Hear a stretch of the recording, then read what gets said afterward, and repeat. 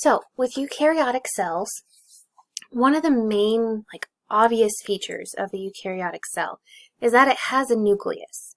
So a nucleus is a membrane-bound sac specifically designed to contain DNA and protect it from everything else going on in the cell.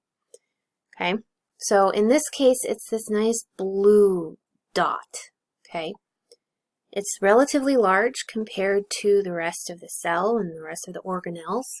Okay, and really it is just designed to contain the DNA, protect it, while still allowing it to be read. Okay, it's an interesting balance that goes on there. You're also going to have organelles. So we've got a bunch of examples of organelles here. Basically, these are the other colored ovals and things like that. So these blue ones here, you've got some here, a couple right in this area, the purple ones, and then you've got a bunch of these orange ones. Okay. So organelles are small membrane-bound sacs that are inside the cell. They do have a variety of different functions, and it really depends on what organelle you're talking about. Okay, so different chemical reactions are going to be separated into different organelles. So each organelle has a specific function. Okay, and it really is designed to keep all of that separate. So you don't have any basically extraneous chemical reactions happening that you really don't want to happen. Okay, there's also a lot more control in the cell because everything is separated out like this.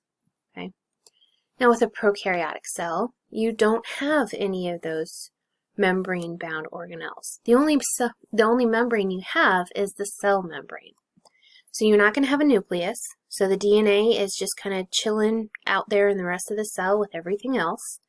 Okay, reactions are not going to be separated into different organelles. So they're not going to be able to do these complex chemical reactions that happen in eukaryotic cells.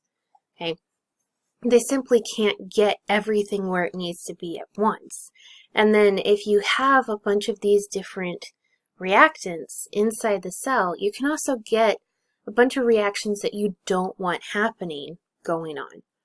Okay, so it's a much simpler kind of chemical reaction substance inside the cell and in the cytoplasm.